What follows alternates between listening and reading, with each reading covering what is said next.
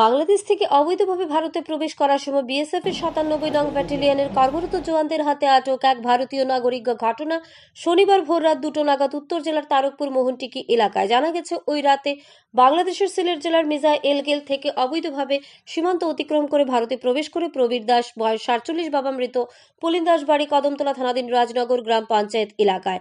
এ বিষয়ে প্রবীর দাস জানান, মা মারা যাওয়ার পর বড় ভাই ও ছোট ভাইয়ের অত্যাচারে অতিষ্ঠ হয়ে তিনি বাংলাদেশ পাড়ি দেন। বর্তমানে তিনি সেই দেশ ছেড়ে ভারতে আসতে চেয়েছিলেন, তাই তিনি সেই দেশের অর্থ সহ স্বর্ণালংকার নিয়ে ভারতে আসতে গিয়ে বিএসএফ এর হাতে আটক হন। এ বিষয়ে কদমতলা থানার ওসি জয়ন্ত দেবনাথ কি বলেন শুনে নেওয়া যাক। ধর্মনগর থেকে নিজস্ব প্রতিনিধির রিপোর্ট, ন্যাশনাল লাইভ বাংলা। নাম কিতা তোমার? হ্যাঁ, কথা কোনো নাম কিতা?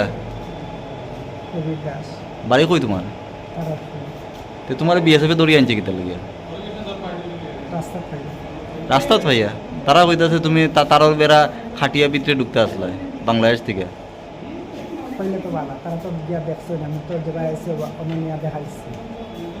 তোমার লগে বাংলাদেশি টাকা পাইলো, ইন্ডিয়ান টাকা পাইলো, সোনা পাইলো, আর এটা তো পাইছি। পাইছে নি? তে তুমি মিছা মাতো কেন? কই মিছা মাতলাম?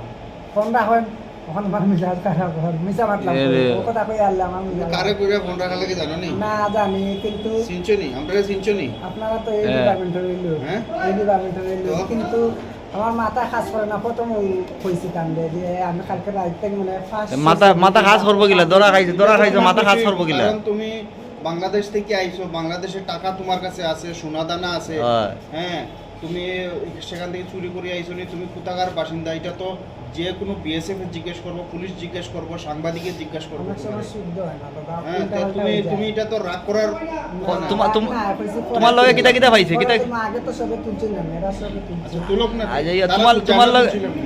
তোমার লগে কিতা কিতা পাইছে? আপনারা তুলেন। তোমার লগে কিতা কিতা পাইছে বিএসএফে? কইছি তো দাদা। কিতা কিতা কও না। টাকা কত আনছো? টাকা কত আছে? বাংলাদেশি টাকা কত? টাকা মানে 2.5 লাখ রুপে। বাংলাদেশি টাকা। আর ইন্ডিয়ান টাকা কত? ইন্ডিয়ান কত? 500 টাকা। আর সোনা দানা কেমন আনছো? না, এটা আমার সোনার বিস্কুট নি না গয়না? গয়না, এটা বানানো গয়না। বানানো আগে গয়না? বানাইয়া দিছিলাম, তখন ইসলাম ইয়া না হইয়া পড়ে গেল। মা মরার পরে শ্রাদ্ধ করে বেশি সময় এগুলো নিয়ে আসলাম। তা আমারও মা মরার পরে আমার তো আছে। তোমার কাছে আসবো। তুমি মা মারা যাওয়ার পরে বাংলাদেশ গেছলাই গিয়া। কত বছর থাকছো বাংলাদেশ? 8 বছর। সেখানে কি তা করতে হয়?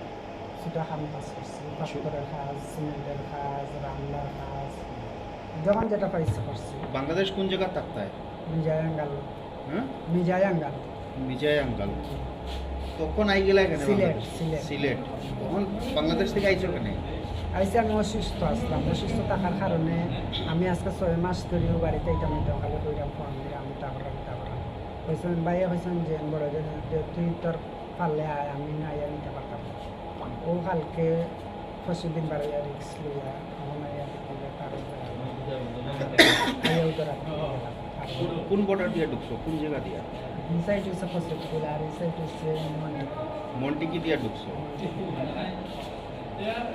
তোমার এই সঙ্গে কেউ আসলো নি? একা আইছো? তোমার বউ বাচ্চা আসেনি? বিয়ে শাদী করছো না? এখানে কে কে আছে তোমার? 3 ভাই আর 2 ভাই বউ বাকি যাবে। আছে, তার নাম কি? তা প্রণব দাস, রবি দাস, প্রণব দাস আর রবি দাস। এখানে কোন জায়গা তাদের বাড়ি? তারা তারকপুর। আচ্ছা, ওই দেখতে পেলাম বিএসএফ এর তরফ থেকে এক ভারতীয় নাগরিককে আপনাদের হাতে হ্যান্ড ওভার করে দেওয়া হয়েছে। মূলত কি কারণে দেওয়া হয়েছে বা কি উদ্দেশ্য বা কি প্রসেসিং চলছে আপনাদের?